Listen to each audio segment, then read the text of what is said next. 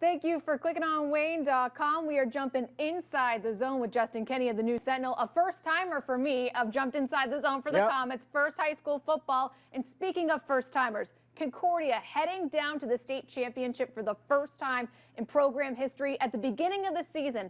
Is this the team you thought we were going down to Lucas Oil to cover?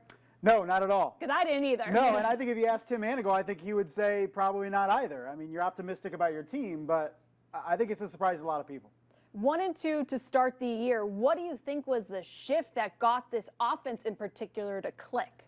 Well, I think, Peter, when you have a quarterback like Peter Morris that can really bring that team together and do a lot of different things, and I think the key for them is they've largely stayed healthy as well. They've lost guys like Keaton Collinger, but this is a team that is not necessarily deep, and it was able to stay relatively healthy and got into a rhythm, and I think it's just continued and steamrolled, and here we are, Concordia heading to the state championship on Saturday. And before we get too far into the whole season leading up to this, let's talk about that semi-state game. 56-42 win over Garrett in some pretty gnarly conditions out in Garrett. Peter Morrison, 15-22, 279 yards, but this is the stat that jumps out to me. 5 touchdowns, each to different targets. How dynamic is this Garrett offense? Yeah, definitely, because they have so many different targets that they can throw to, so you cannot, as a defense, focus on 1, 2, even 3 different guys. I mean, they have just the way they're able to beat you in a variety of ways, not just on the ground with Peterson Curligran, and then you can go vertical with 4 or 5 different guys.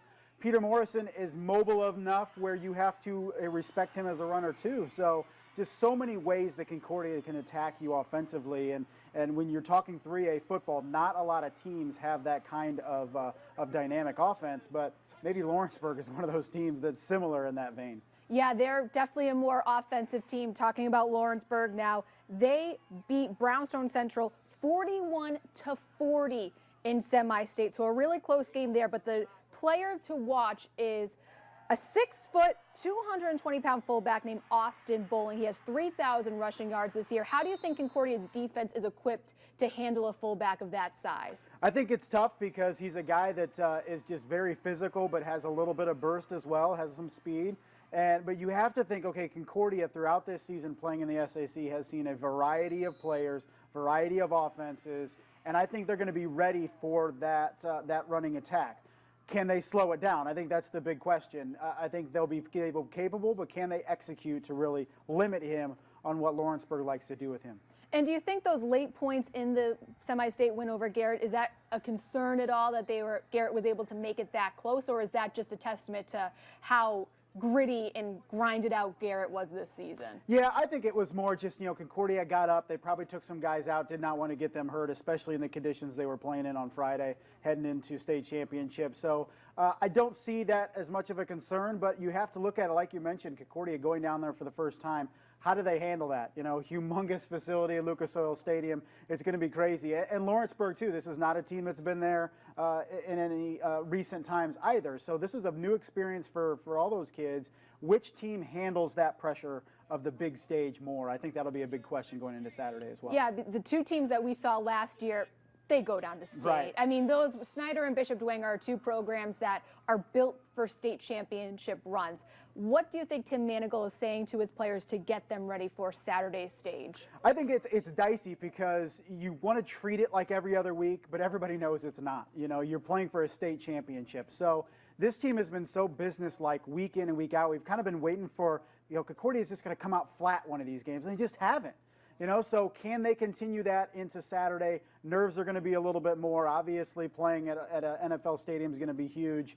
So how do they handle the pressure? Monday media day, today's media day, going into practice, over the Thanksgiving holiday, coming in and practicing too, and then being ready on Saturday. How do they handle it? Because it's a different routine.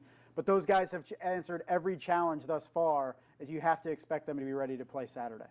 How does this being teams have to deal with it all the time. This is state championship week with that Thanksgiving holiday. How do you kind of handle making sure your players get that family time? Because it sounds like Concordia will be off on Thursday. Yeah.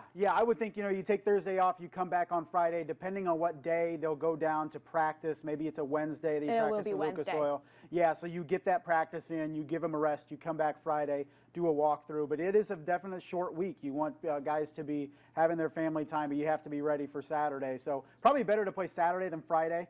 Obviously, you probably practice on Thursday if you do play Friday, but since you have that Friday off, Concordia will have the family day on Thursday, come back ready to be ready on Friday, and game time on Saturday. And we've seen the shift with Concordia.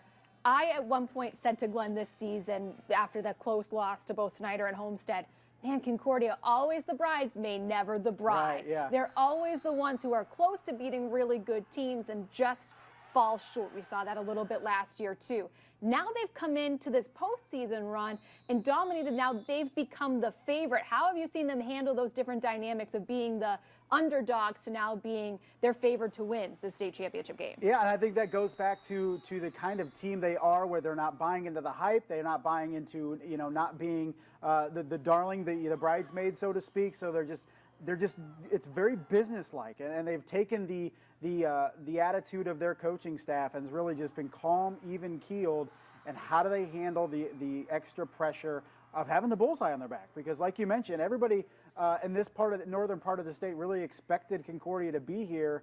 So how do they handle that pressure? Because while they were kind of underappreciated in the polls throughout most of the year, everybody knew they were really good. So now you are everybody's looking to you as the favorite going into Saturday, a different position to what Concordia is used to during most of the regular season. And now they're getting some statewide recognition with Peter Morrison.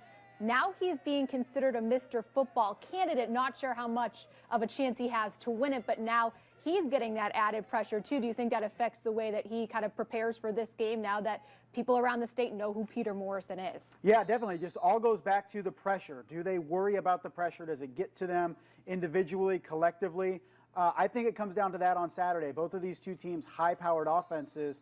Which teams make less mistakes? And you could say that obviously about every game, but when playing on such a big stage and the butterflies are working around in your stomach, which of these teams limits the turnovers, limits the penalties, hands some short fields to the other team? Because I expect this game to be into the 30s, maybe even the 40s. So which team is able to limit those mistakes?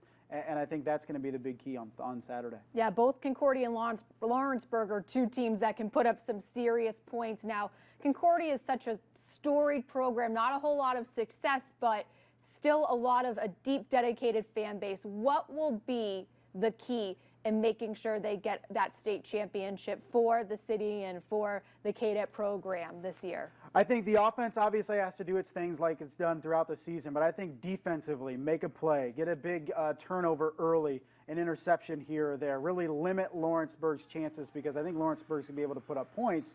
But I think this game comes down to which defense makes a couple more plays than the other defense and puts their offense in more positions to succeed. I think Concordia has been tested throughout the season. That is why they have stayed in the SAC, to play these 4, 5, 6A teams, to be ready for these kind of situations in Class 3A. So nothing that Lawrenceburg is going to do on Saturday is going to surprise Concordia. It's just how they handle it and then how they handle the emotions of playing at Lucas Oil Stadium. Well, I know the emotions around Concordia and their alumni base that has stayed in Fort Wayne and even beyond are very excited. We're excited to go down and cover this game. We'll be there on Saturday at 3:30 as Concordia takes on Lawrenceburg in their first ever state championship appearance. Well, Justin, thank you very much for joining me. This was fun. I like doing this. I'll have to kick Glenn out of the seat a little bit more. He's fired. He's fired. He's done. Thank you very much for joining us.